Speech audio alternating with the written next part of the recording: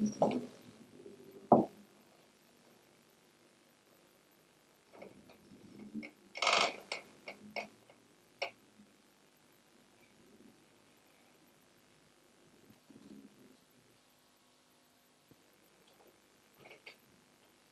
this too solid flesh would melt, thaw, and resolve itself into a dew.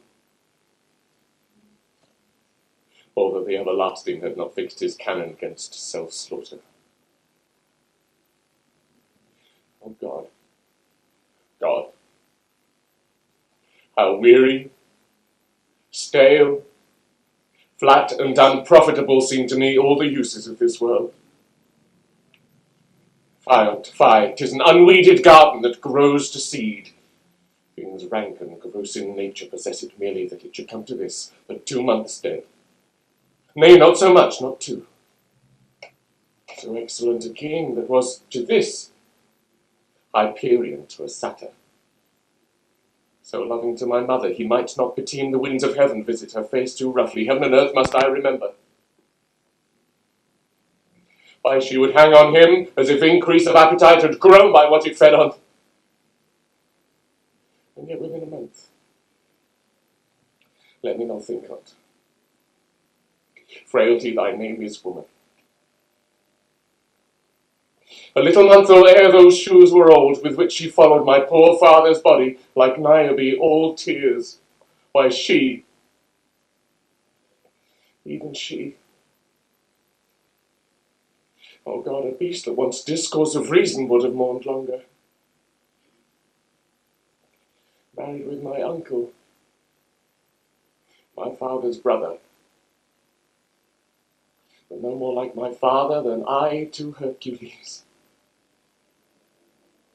Within a month, ere yet the salt of most unrighteous tears had left the flushing in her galled eyes, she married.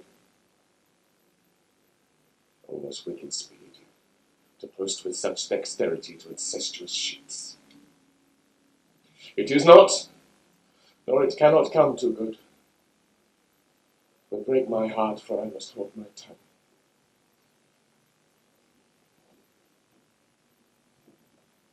Two nights together had 2 gentlemen, Marcellus and Bernardo, on their watch in the dead waste and middle of the night been thus encountered. A figure like my father appeared before them, and with solemn march goes slow and stately by them. Thrice he passed by their oppressed and fear-surprised eyes within his truncheon's length, whilst they, distilled almost to a jelly with the act of fear, stand dumb and speak not to him. I will watch tonight. Perchance will walk again.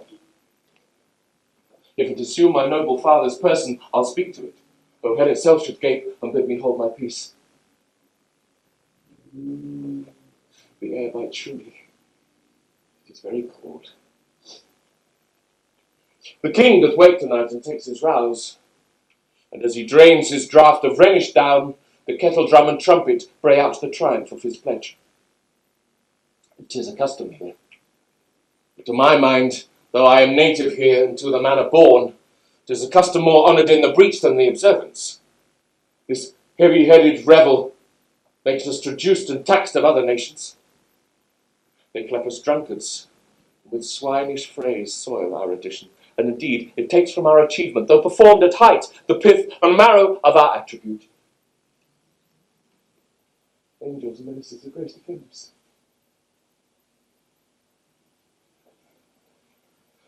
Be thou a spirit of hell, or goblin damned! Thou comest in such questionable shape, I'll speak to thee.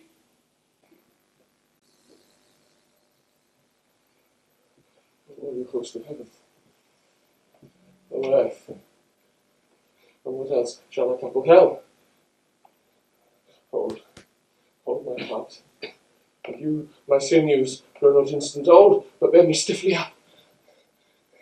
Remember thee, I, thou poor ghost, whilst memory holds a seat in this distracted glow.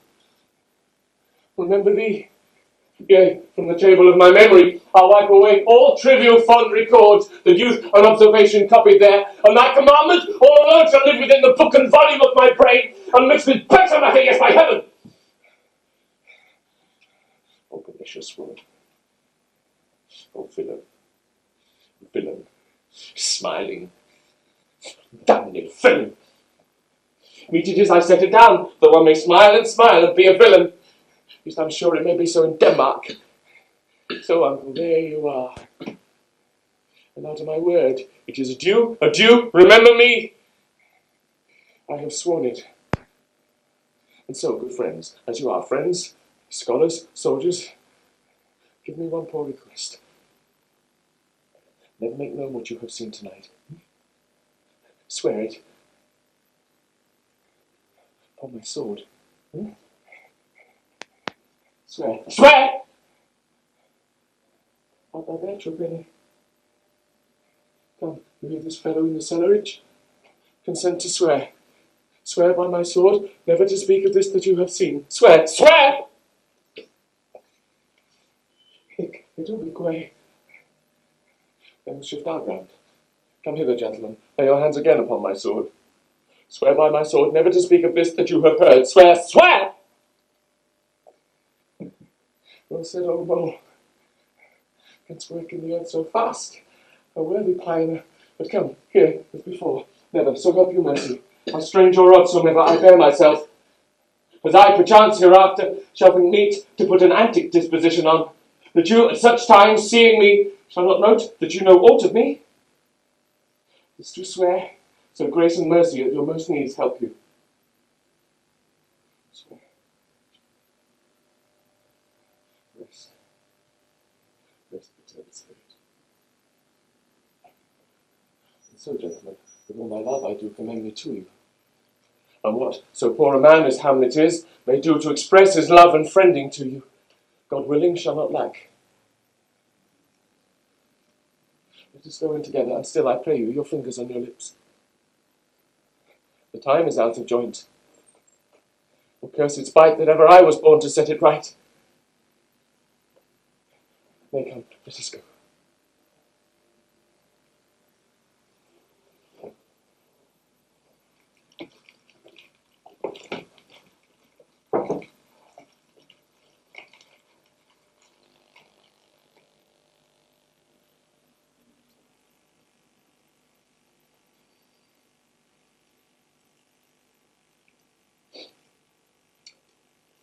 Doubt that the stars are fire. Doubt that the sun doth move. Doubt truth to be a liar, but never doubt my love.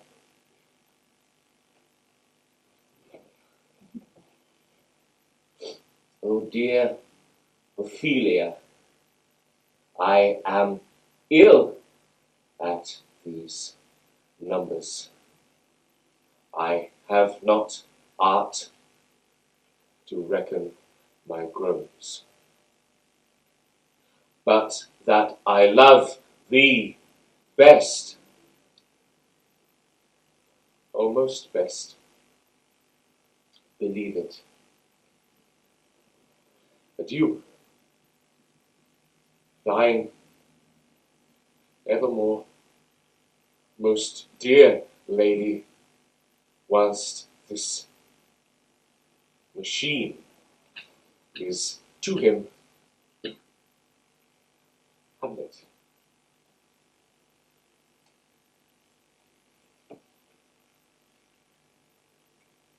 To be or not to be? That is the question. Whether 'tis nobler in the mind to suffer the slings and arrows of outrageous fortune, or to take arms against a sea of troubles, and by opposing, end them. To die, to sleep, no more. And by a sleep, to say we end the heartache and the 1,000 natural shocks that flesh is heir to. It is a consummation devoutly to be wished to die, to sleep. To sleep. Perchance to dream. Aye, there's the rub. For in that sleep of death, what dreams may come, when we have shuffled off this mortal coil, must give us pause. There's the respect that makes calamity of so long life. For who would bear the whips and scorns of time, the oppressor's wrong, the proud man's contumely, the pangs of disprized love, the law's delay, the insolence of office, and the spurns that patient merit of the unworthy takes, when he himself might his quietus make, with a bare bodkin?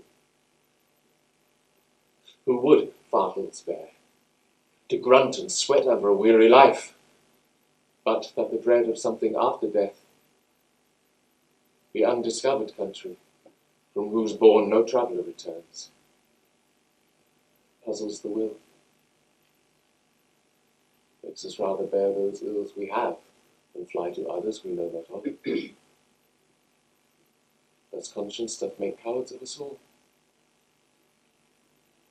Unless the native hue of resolution is sicklied o'er with the pale cast of thought, and enterprises of great pitch and moment, to disregard their currents turn awry, and lose the name of action. Soft you know, it's the fair Ophelia.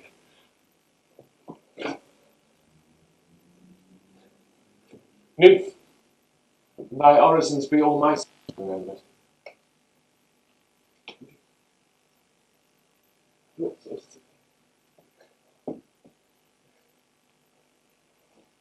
Are you honest?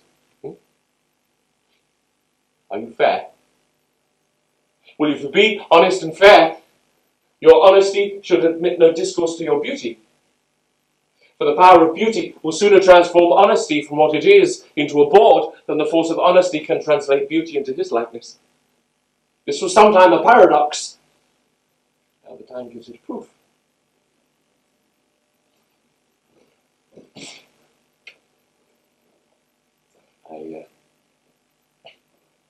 I did love you once. You should not have believed me. Virtue cannot so inoculate our old stock, but we shall relish of it. I loved you not. Get me to another. Why wouldst thou be a breeder of sinners? I am myself indifferent honest, but I could accuse me of such things that were better my mother had not borne me. I'm very proud, revengeful, ambitious, with more offences at my beck than I have thought to put them in, imagination to give them shape or time to act them in. What should such fellows as I do, crawling between heaven and earth? We are arrant knaves all, believe none of us, go thy ways to a nunnery. Where was your father, Polonius? Is at home. Well, let the doors be shut upon him, that he may play the fool nowhere but in his own house. Farewell. If thou dost marry, I'll give thee this plague for thy dowry. Be thou as chaste as ice, as pure as snow, thou shalt not escape calumny. To nunnery go. Or if thou wilt needs marry a fool. Wise men know well enough what monsters you make of. To nunnery go, and quickly too.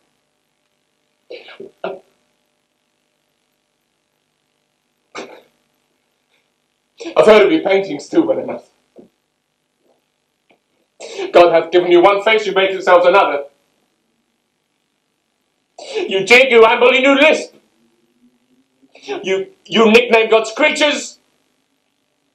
You make your wantonness your ignorance. Go to! Oh, no more ropes. That's made me mad. I say we'll have no more marriage. Those who are married already, but one shall live, the rest shall keep as they are. To another.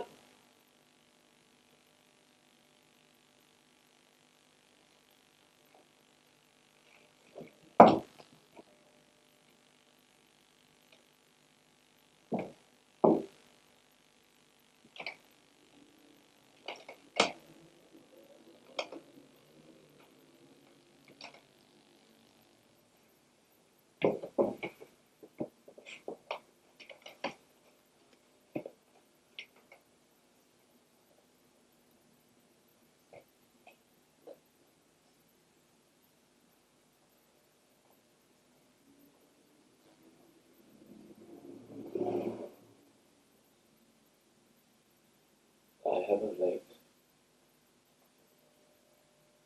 But wherefore I know not. Lost all my mirth. Foregone all custom of exercises. And indeed it goes so heavily with my disposition, that this goodly frame, the earth, seems to me a sterile promontory. This most excellent canopy, the air, the blue. This brave o'erhanging firmament. This majestical roof, fretted with golden fire. Why, it appeareth nothing to me but a foul and pestilent congregation of vapours. What a piece of work is a man! How noble in reason, how infinite in faculties, in form and moving, how express and admirable. In action, how like an angel. In apprehension, how like a god. The beauty of the world, the paragon of animals. And yet to me, what is this quintessence of dust? Man delights not me. Or woman.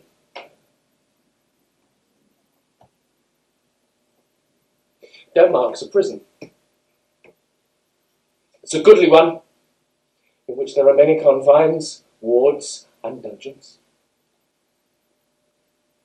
I could be bounded in a nutshell and count myself king of infinite space, were it not that I have bad dreams.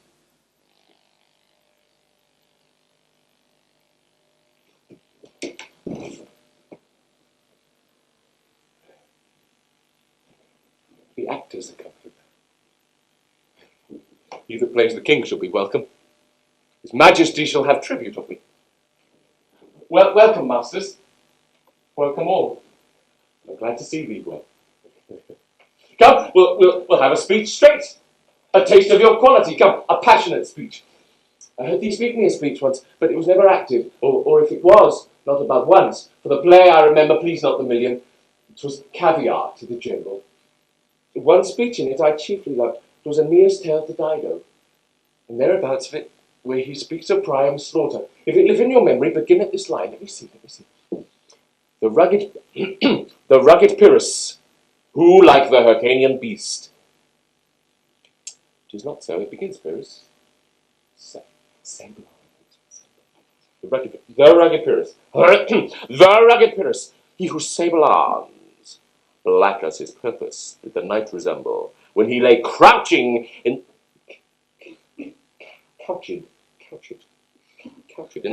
the horse, the ominous horse, hath now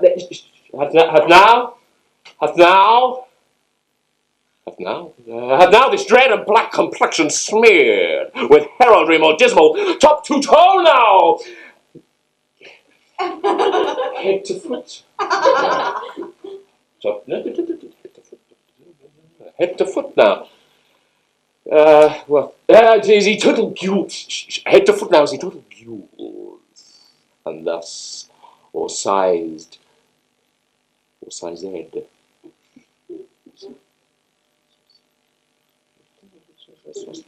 That's all size head with or size head, and that's all size head with coagulous gore and eyes like carbuncles. The hellish Pyrrhus, old grandsire Priam seeks. So proceed you.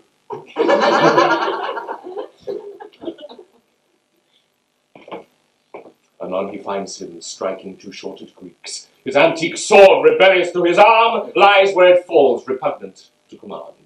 Unequal match Pyrrhus of Priam drives, in rage, strikes wide, but with a whiff and wind of his fell sword, the unnerved father falls. But who, ah woe, had seen the mobled queen run barefoot up and down, threatening the flames with prison room? A clout upon that head where late the diadem stood. Who this had seen, with tongue in venom steeped, 'gainst fortune staked, would treason have pronounced.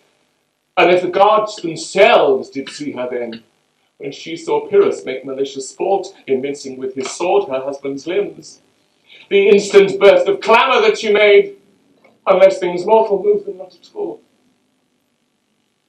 would have made milch the burning eyes of heaven, and passion in the gods.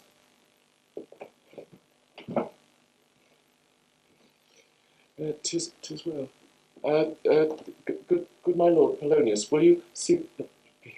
Will you see the players well bestowed? Do you hear? See, they are well used, for they are the abstract and brief chronicle of the times. After your death, you had better have a bad epitaph than they'll report while you live. Take them in. Follow me, please, Lord. Now I am alone.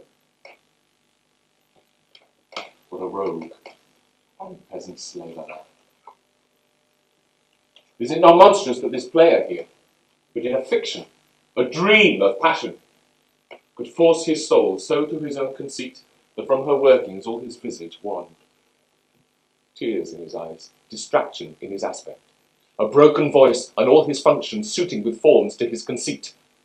And all for nothing, for Hecuba. Was Hecuba to him, or he to her, that he should weep for her?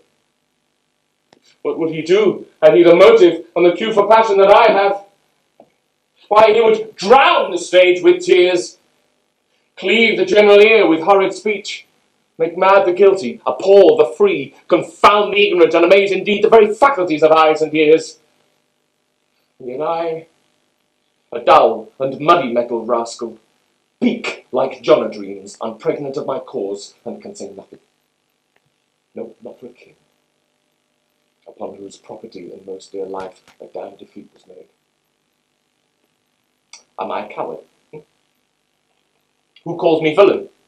Breaks my pate across, tweaks me by the nose, or gives me the lie in the throat as deep as to the lungs, who does me this?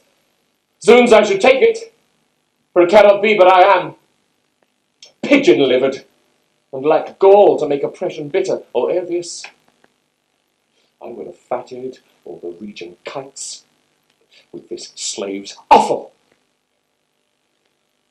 Bloody bawdy villain, remorseless, lecherous, treacherous, kindless villain!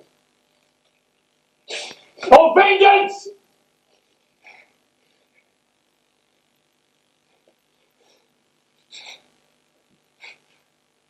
Why, what an ass am I?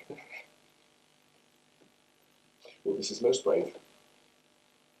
That I, the son of a dear father, murdered, prompted to my revenge by heaven and hell, should like a whore unpack my heart with words, and fall a cursing like a very drab, a scullion, violent, fie, about my brains.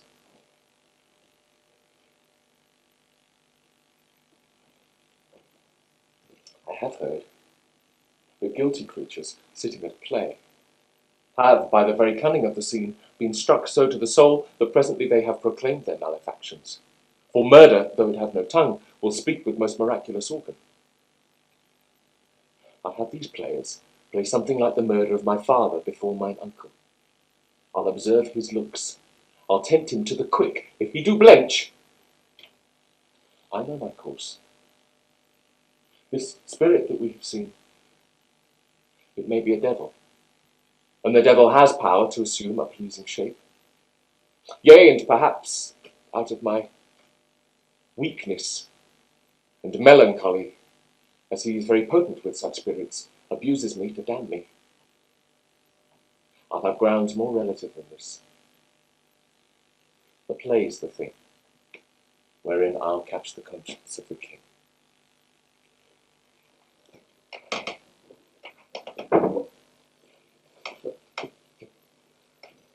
Speak the speech, I pray you, as I pronounced it to you, trippingly on the tongue.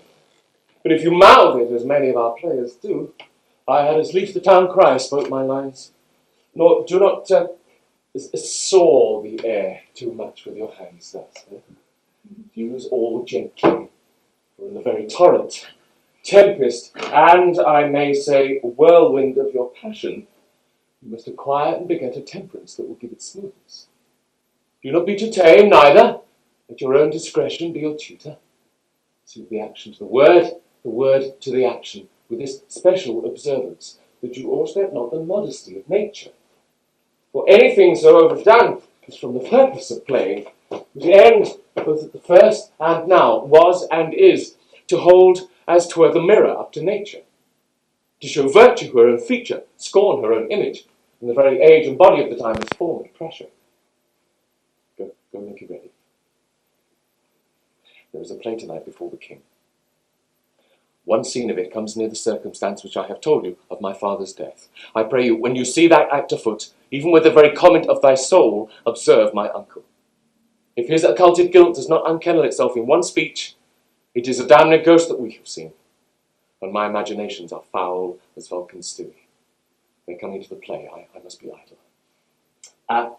Your Majesty.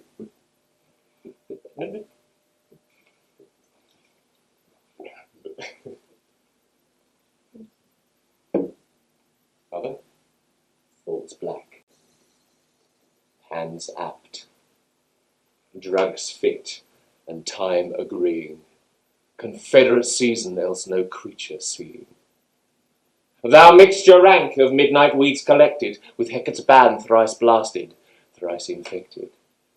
Thy natural magic and dire property, unwholesome life, usurps immediately. He poisons him in the garden for his estate. His name's Gonzago. The story is extant and written in very choice Italian. You shall see anon how the murderer gets the love of Gonzago's wife. The king rises. What, frighted with false fire? Lights! Lights! And let the stricken Virgo weep, the heart ungalled play, for some must watch while some must sleep, thus run the world away! I'll take the ghost's word for £1,000. Disperceive. Huh? On the talk of the poisoning. Come, music! Come, the recorders! But if the king like not the comedy, why then belike he likes it not, Purdy. Come, music! 'Tis now the very witching time of night, when churchyards yawn, and hell itself breathes out contagion to this world. Now might I drink hot blood, and do such bitter business as the day would quake to look on. But soft. Now to my mother.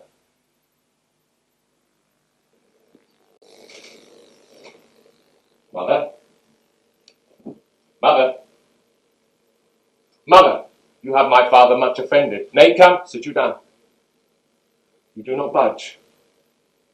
You go not till I set up a glass where you may see the inmost part of you. And now, is that a rat? There. For a duck is dead. Is it the king? It's Polonius. Or thou wretched, rash, intruding fool. I took thee for thy better. Farewell. Take thy fortune. Thou find'st the be too busy with some danger. Be bringing of your hands. Let me wring your heart, for so I shall, if it be made of penetrable stuff. Look here on this, and on this. The counterfeit presentment of two brothers.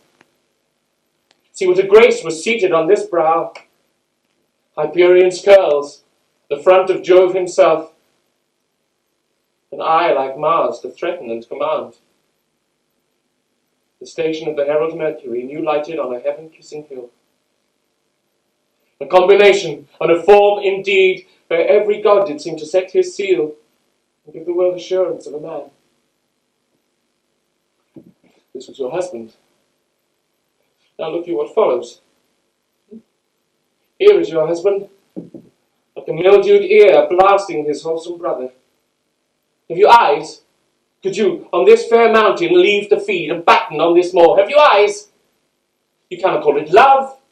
For at your age, the heyday in the blood is tame. It is humble and waits upon the judgment. And what judgment could say from this to this? Oh, shame, where is thy blush? Rebellious hell, if thou canst mute in a matron's bones, the flaming youth let virtue be as wax and melt in its own fire. They were to live in the rank sweat of an unseemly bed, stewed in corruption, honeying and making love over the nasty sty. A murderer and a villain, a slave that did not 20th part the tide of your preceding lord, a vice of kings, a king of shreds and patches.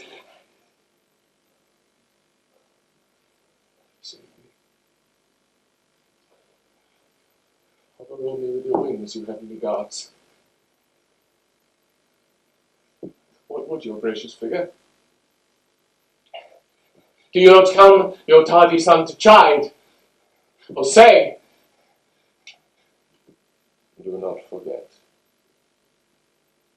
This visitation is but to whet thy almost blunted purpose. But look where amazement on your mother sits. Speak to her, Hamlet. How is with you, lady? What, did you see nothing there? Nor did you nothing here? Look there.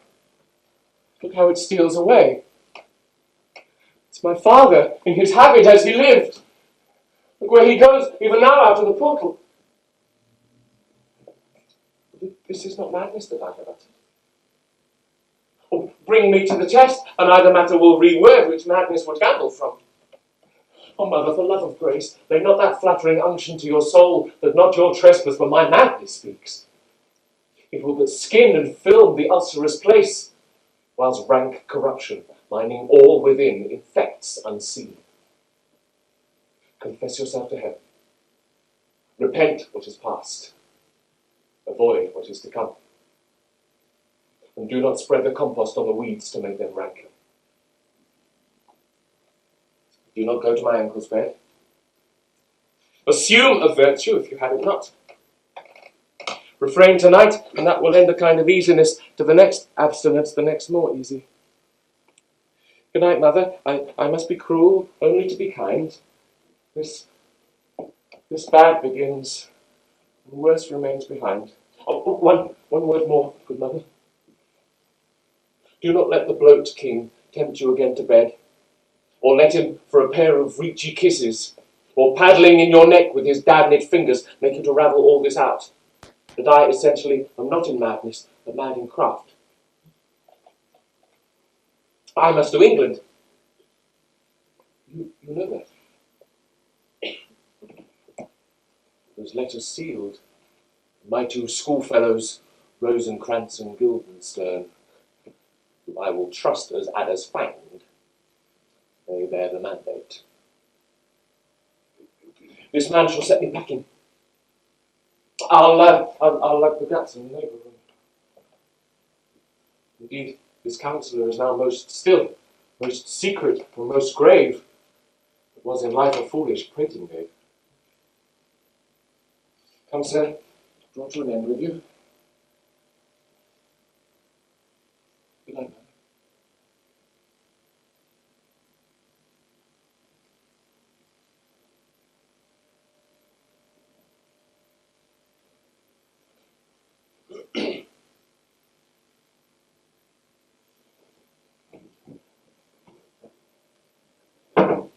Safely stowed.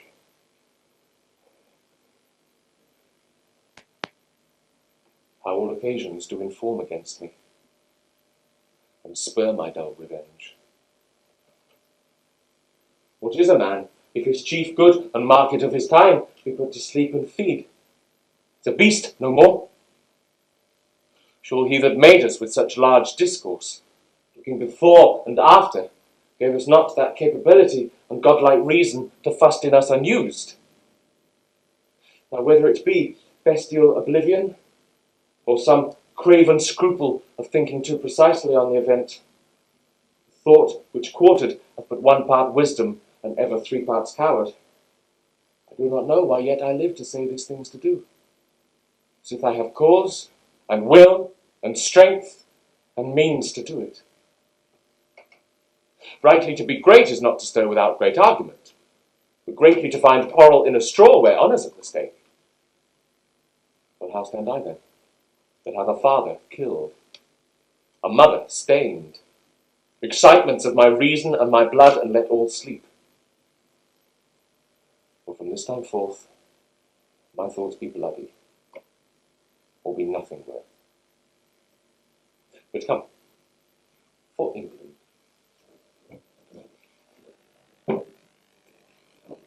When we were 2 days old at sea, up from my cabin, my sea gown scarfed about me. In the dark groped I to find out my 2 schoolfellows. Had my desire, fingered their packets, and in fine withdrew to mine own room again, making so bold, my fears forgetting manners, to unseal their grand commission from the king. Whereupon I found in exact command that on the supervise, no leisure bated, my head should be struck off. Finding me thus benetted round with villainies, I sat me down, devised a new commission, that on the view and knowing of the contents, without debatement further, he should put those bearers to sudden death. The next day a pirate of very warlike appointment gave us chase. Finding ourselves too slow of sail, we put on an enforced valour, and in the grapple I boarded them. Upon the instant they got clear of our ship, so I alone became their prisoner. They treated me like thieves of mercy. They knew what they did. I had to do a good turn for them. Rosencrantz and Guildenstern hold their course for England, and I am set naked thus in Denmark.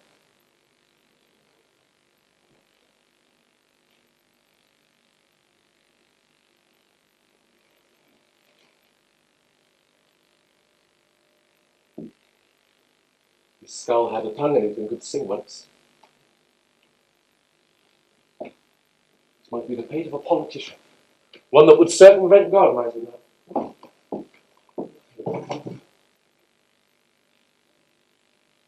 Why, this is Yorick's skull. It's the king's jester.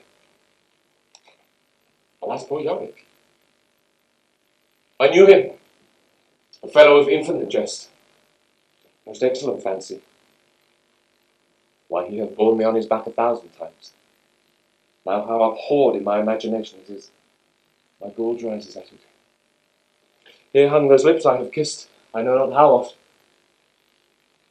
Where be your jibes now, Your songs, your gambols, your flushes of merriment that were wont to set the table on a roar? Not one now to mock your own grinning? Quite chop-fallen. Here, get you to my lady's table. Tell her, let her paint an inch fit to this favour she must come. Let her laugh at that. And here comes the king and queen, and courtiers, in funeral procession. Well, who's this they follow, and with such maimed rites? This doth betoken the course they follow did with desperate hand fordo its own life. 'Twas of some estate.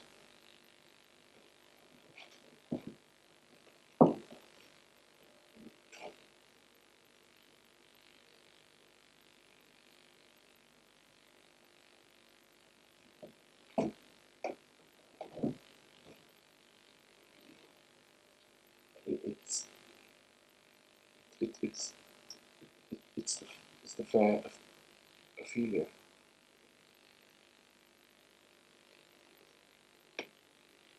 I loved Ophelia.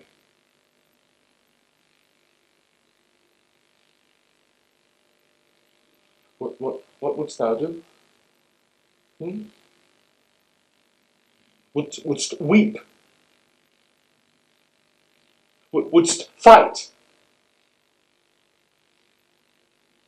Wouldst fast?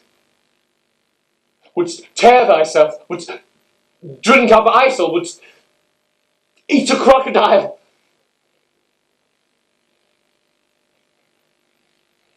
I'll do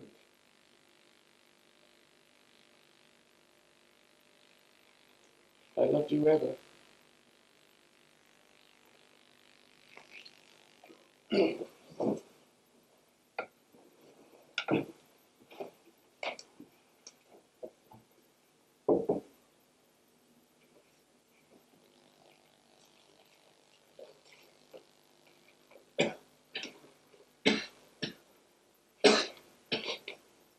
Sir,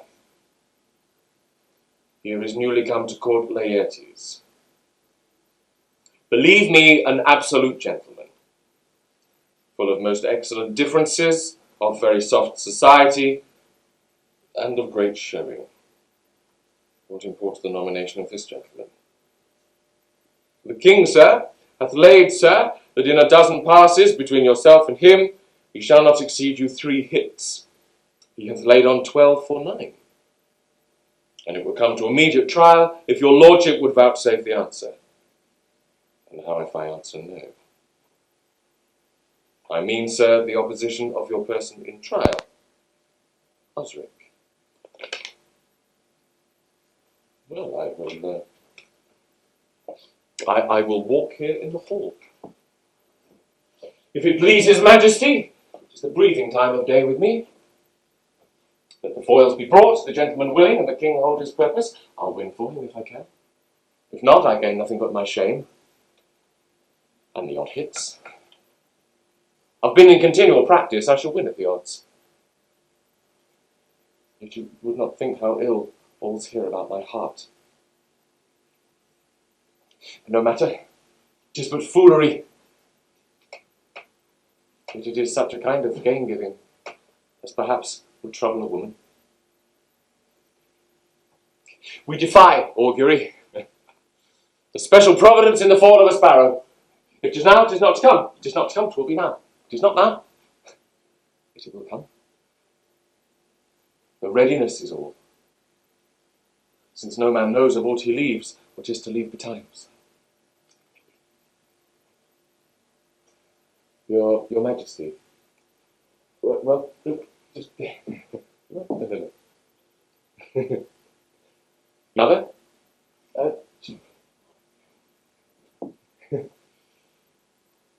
Laertes.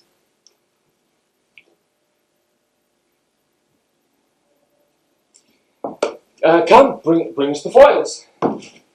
I'll be your foil, Laertes. In my ignorance, your skill shall, like a star in the darkest night, stick fiery off indeed. This likes me well. These foils have all the length.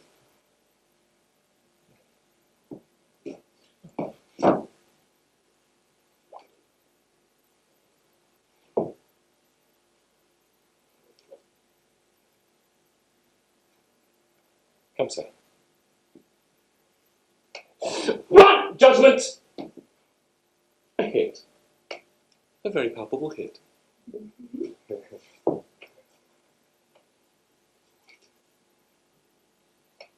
And again, sir. Another hit, what say? Come for the third, Laertes, you do but dally. I pray you pass with your best violence. I'm afeard you make a wanton of me.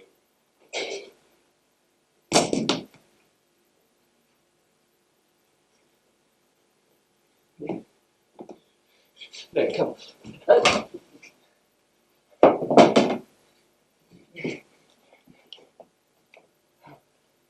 How does the Queen?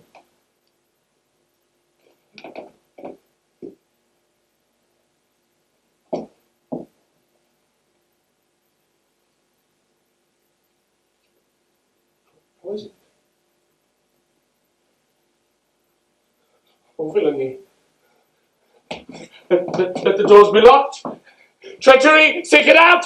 Oh.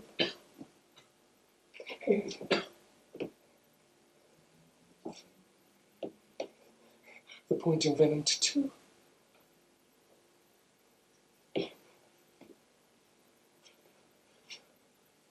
The king's to blame.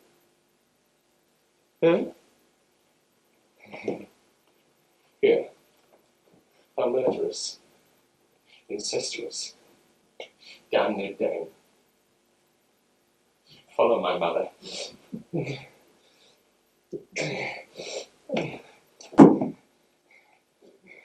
You that look pale and tremble at this chance, that are but mutes or audience to this act.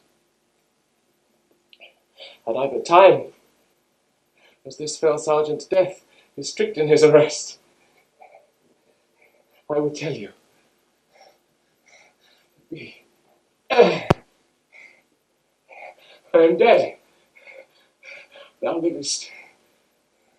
Report me and my cause aright to the unsatisfied. Oh God, well wounded name, things standing thus unknown, shall I leave behind me? Thou didst ever hold me in thy heart. Absent thee from felicity a while, and in this harsh world draw thy breath in pain to tell my story. Tell them with the occurrence more or less which have solicited.